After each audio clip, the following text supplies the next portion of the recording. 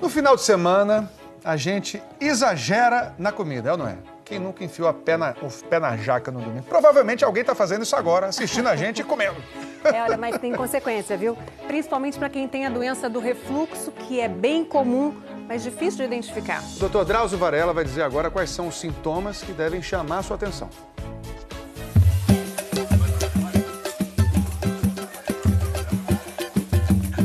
Eu como picanha, fraldinha, maminha, costela, tudo de bom.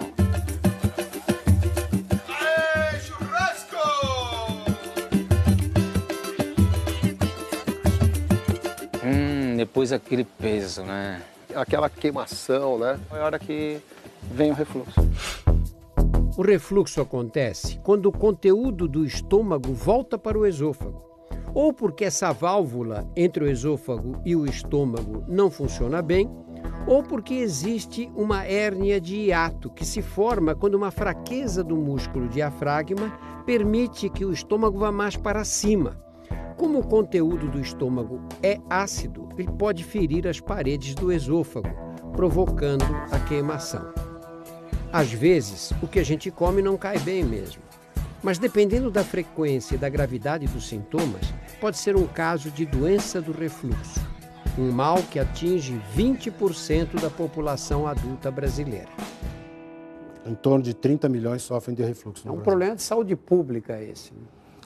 É um problema sério e que a pessoa vai deixando para um segundo passo. Cleiton sentia uma dor estranha. Era como se tivesse o peito pressionado mesmo durante todo o dia. Mais de uma vez, Cleiton achou que estava tendo um ataque cardíaco e correu para o pronto-socorro. Outras vezes, chegava a engasgar. Aí uma noite eu senti como se tivesse um miolo de pão entalado na minha garganta.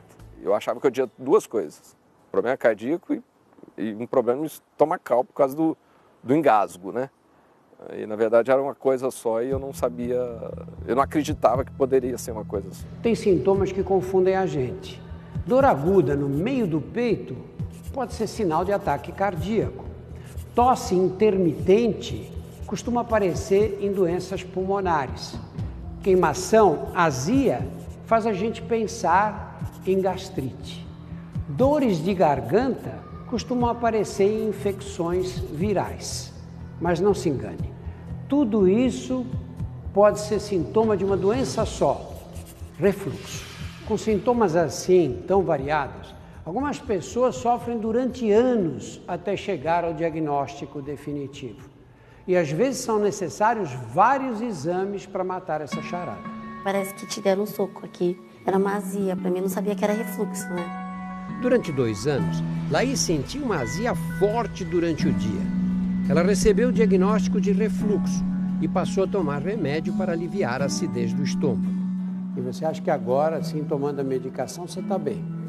Melhora, mas não 100%. Laís é atendida no Hospital das Clínicas em São Paulo. Os médicos querem investigar se ela tem um outro tipo de refluxo que não tem nada a ver com o excesso de acidez. O refluxo não ácido, ele pode ser proveniente do conteúdo de dentro do próprio estômago, no caso o paciente está fazendo uso de alguma medicação para poder bloquear aquele ácido. O exame que detecta esse problema tem um nome complicado, impedância-pH-metria. Os médicos introduzem pelo nariz um tubo muito fininho que vai até o final do esôfago. Deita a cabecinha lá para trás. A sonda está ligada a um aparelho que mede o pH, o índice de acidez no esôfago. Eu vou colocar para gravar. Laís vai ser monitorada durante 24 horas. Ela precisa também preencher um diário do que está sentindo durante todo esse período. Os médicos querem saber se a azia coincide com os picos de acidez. A queimação, que azia. Laís costuma dormir bem, mas se sentir azia à noite, também precisa anotar no diário quando acordar.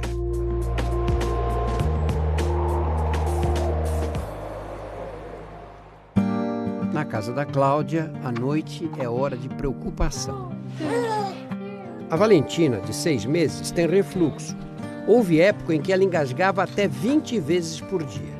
Vocês conseguiam dormir quantas horas seguidas no máximo? Cheguei a dormir às vezes 1h30, eu e ela revezando. Com 8 foi dias no outro ela dia que teve um deu- engasgo, então eu fiquei desesperada, ele pegou ela, tentou fazer a manobra também de desengasgue, nada.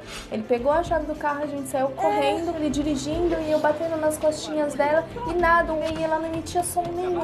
Abria a porta com tudo da UPA e eu só gritava, meu filho tá engasgado, meu filho tá engasgada. E já as enfermeiras já correram, a enfermeira já pegou ela da minha mão. Foi quando a enfermeira conseguiu fazer a manobra e abriu a boquinha dela assim, foi que ela deu um choro. Calma, mãe, ela tá chorando. Aí que a gente fez, Vocês acharam que ela ia morrer? Eu achei que eu ia perder a minha filha. Numa situação de emergência, como a que a Cláudia e o Leandro viveram, é importante manter a calma e fazer a manobra de resgate. Passa esta mão, pega no queixinho da criança e mantém a cabeça inclinada para baixo. E aí com 2 dedos nas costas, no meio das costelas, 1, 2, 3, 4, 5. Faça isso 5 vezes. Não deu certo? Não voltou a respirar? Vira a criança, coloca deitada de barriguinha para cima, passa a mão para segurar a cabeça da criança aqui. Mantém a cabeça um pouco inclinada para baixo. E aí na linha imaginária que une os 2 mamilos, comprime 5 vezes. 1, 2, 3, 4, 5. 5 manobras desse tipo. Não voltou a respirar? Chama o resgate imediatamente. Enquanto espera, você pode tentar uma respiração boca a boca com o bebê deitado numa superfície horizontal. Ricardo, por que tantos bebês têm refluxo? São alguns fatores. Um deles é a forma de alimentação, o alimento, que é o leite líquido. O segundo fator é que eles ficam muito tempo na posição deitada. E o terceiro, e talvez mais importante, é a imaturidade da barreira anti-refluxo. Ocorre então a volta para o esôfago. Valentina tem refluxo desde que nasceu, o que não é raro. 67% dos bebês têm refluxo. Eles regurgitam após a mamada, mas não tem nenhum incômodo por este refluxo, né? Eles são chamados regurgitadores felizes. Mas a Valentina está entre os 5% que continuam sofrendo com o refluxo, mesmo depois dos 4 meses de vida. E ela tem os sintomas com muita frequência. É o arqueamento do tronco, é a recusa alimentar, são as regurgitações.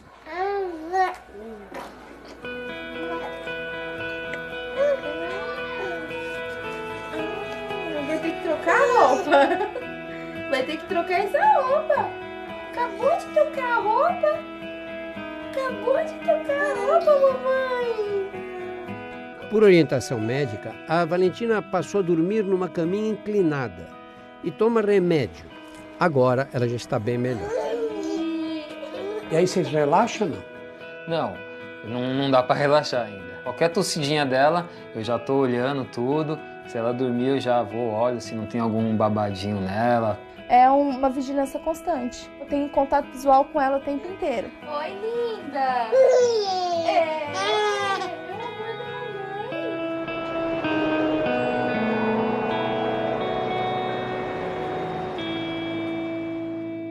No dia seguinte, Laís voltou ao Hospital das Clínicas para saber o resultado do exame. Tirar esse esparadrapozinho, Laís. Tá aliviada? Na Laís, o que a gente pôde observar, ela tem refluxo mais durante o dia, praticamente só durante o dia. Ela não tem refluxo à noite. Em vez de dar a mesma dosagem dividida em 2 vezes ao dia, você pode dar a mesma dosagem só de manhã e ela se sente muito bem. Já o Cleiton, que há 20 anos sofre com refluxo, deve fazer uma cirurgia no ano que vem para corrigir a hérnia de hiato. Eu quero ficar livre do remédio. Isso já perdurou por muito tempo e eu precisava dar um basta nisso, né? Você encontra pessoas que tomam esses medicamentos para reduzir a acidez do estômago há anos. Está certo isso? De jeito nenhum. O principal mecanismo que tem de defesa de alimentos que você ingere que podem causar algum distúrbio, tipo diarreia, é a acidez do estômago. Cleiton e Laís têm que seguir a cartilha do paciente com refluxo.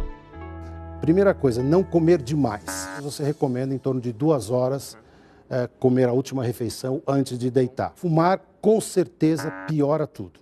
Bebida alcoólica também devemos evitar ao máximo, porque ela também relaxa essa válvula entre o esôfago e o estômago. E o café? Se você ingere 2 a 3 xícaras por dia com o estômago relativamente cheio, ele não é prejudicial para o refluxo. Se você ingere muito mais que isso, ou com o estômago vazio, batendo papo, sem ingerir nada, isso pode ser prejudicial. Eu só não consigo parar com chocolate, né? Aí o chocolate você não resiste. Chocolate não. Se você se identificou com alguma dessas histórias, pode ser que você tenha refluxo. Não há motivo para continuar sofrendo. Procure um médico e faça os exames. O tratamento costuma ser muito eficaz. E não custa lembrar, nada de automedicação.